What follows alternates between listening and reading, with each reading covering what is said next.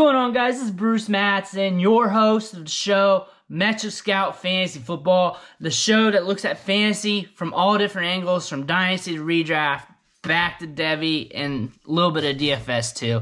If that's something you're into, ring the bell, subscribe, and tell your homies. Today is a special episode because I'm going to be going over my must-have running backs. This isn't a ranking. These are guys that I have to have. These are guys that I'm salivating, that I'm jumping off the bit to get on my teams. I'm doing multiple drafts day in and day out from now to the end of the fantasy season, and I want these guys as much as possible on my roster. For today's show, we're going to be using Underdog Fantasy's ADP. And if you want to draft on there, use them to mock draft with by jumping into a live draft. They have $3, $6, $10 drafts, and even more, ranging from 3 teams, 6 teams, 12 teams. Hit the link in the bio. Use Metric Scout at checkout. Tell them that the Metric Scout sent you, and you'll be on your way. Hit up a deposit of $10 or more, and you're good to go to draft. Jump in some $3 leagues and have some fun.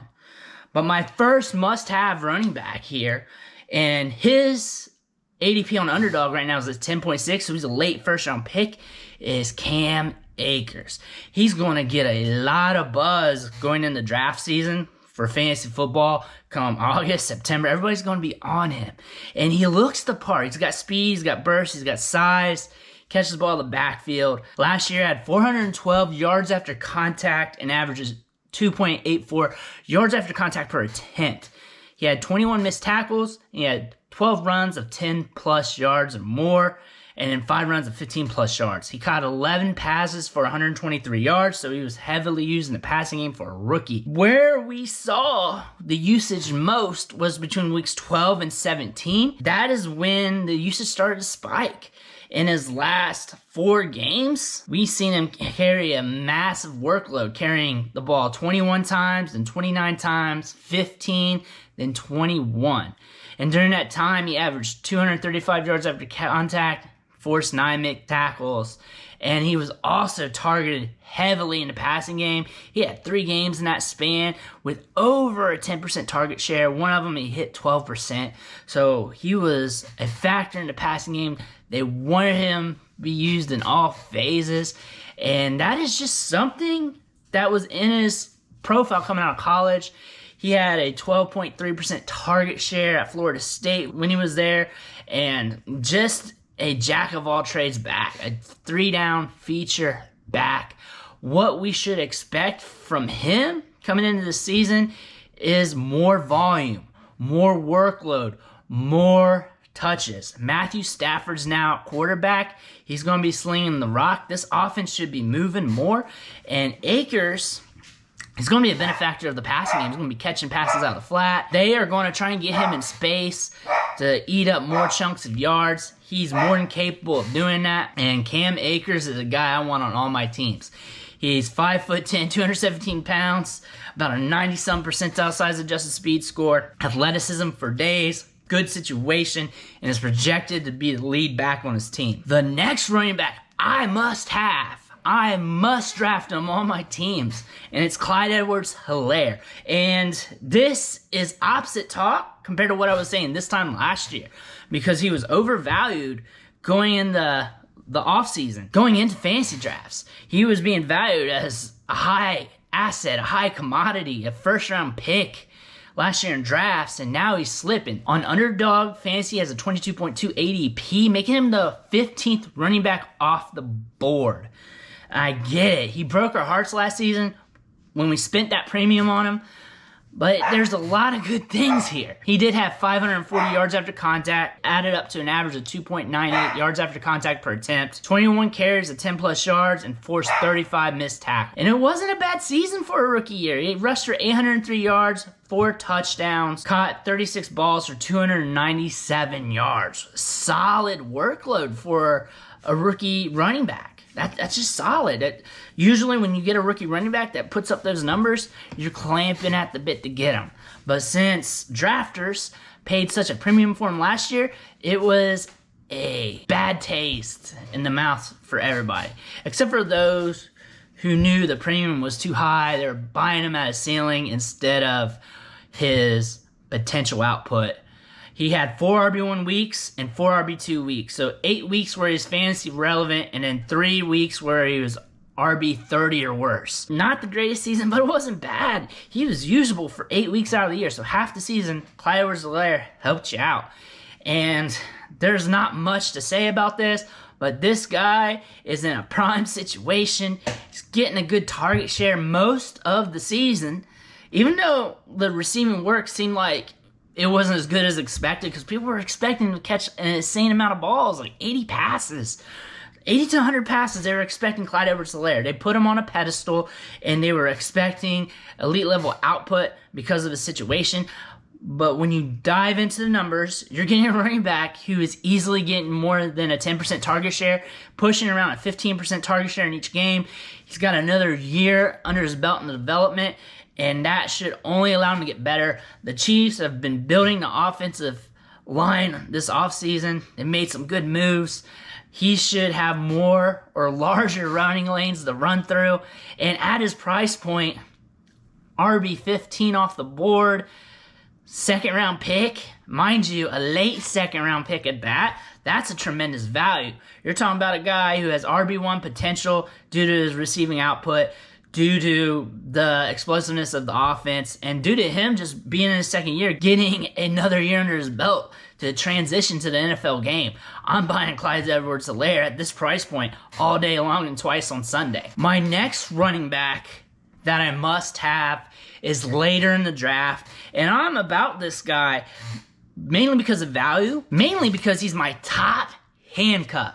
And when we talk about handcuffs, we want a backup running back who is in a grand situation and has the talent to produce. And they're considered a talented prospect when they're on their own due to either being able to catch the ball in the backfield, they're very explosive, or they just look like a 3-down back to begin with, and that happens periodically. And the guy I'm talking about is Tony Pollard. He's being drafted as the RB36 with a 106.7 average draft position on Underdog Fantasy, and he looked good last year in limited opportunity. When it came for rushes of 20 yards or more, he outproduced Ezekiel Elliott with 4 of them, and Ezekiel Elliott was only able to muster 2, and Ezekiel Elliott had way over the amount of carries Pollard had, over double. Pollard had 87 carries to Ezekiel Elliott's 211, so that is tremendous there. And then on 15 plus yards or more carries, they're matched equal, 5 and 5. What this is telling us is 2 things. Pollard's explosive, and we got that on a small sample, and 2, Zeke's explosiveness is dialing back some. The metrics are saying it. You see it on film. He is slowing down. He's had a high work rate for many years. His years at Ohio State, those count.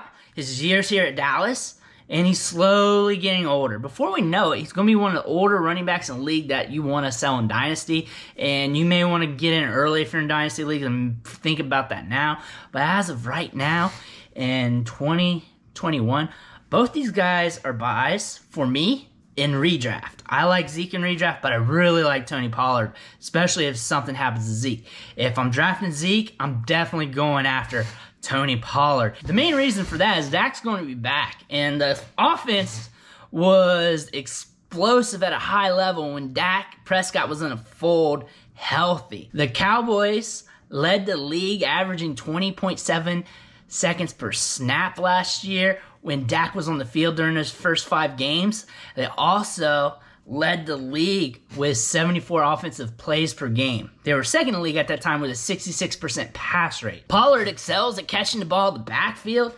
His target share will increase tremendously if Zeke is out. Not only that, if the target share just stays around 8 to 10%, the volume's so high that it's still going to boost it. He's explosive, so if they get him the ball in space, he's a threat to score from anywhere on the field. He wasn't super productive last year. He had 1 RB1 week, but we saw enough to make us want to buy him. And if something happens to Zeke, then we got an RB1 here that we paid a very cheap price point for. And the explosiveness, the ability to catch the ball in the backfield makes him a safe asset when he gets a high workload. There are some negatives to his prospect profile. Zeke is there. If Zeke is back to what he used to be, he's running at full speed, full tempo, like he was earlier in his career, Pollard's not going to be it. He's not going to get the chance unless Zeke goes down with an injury. However, Pollard is a tremendous insurance policy to Zeke because you're guaranteeing yourself a fantasy relevant producer if Zeke goes down. And these two guys do have the potential to live with each other in the backfield.